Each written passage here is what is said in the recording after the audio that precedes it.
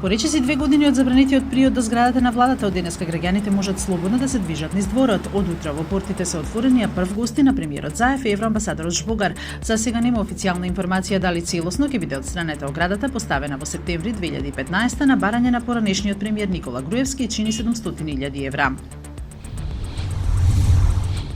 Кривичниот суд го одби барањето на СЈО за замрзнување на имотот на помошник министер за јавни набавки во МВР осомничен во предметот 300.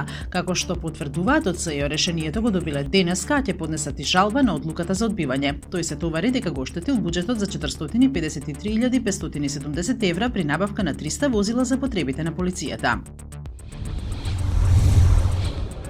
Црна Гора денеска станува полноправна членка на НАТО. Церемонијата се одржува во Вашингтон, а домакин ќе биде државниот подсекретар Томас Шанон. Црногорскиот премиер Душко Марковиќ ќе ги предаде инструментите за придружување. На 7 јуни црногорското знаме ќе биде истакнато на влезот на седиштето на НАТО во Брисел.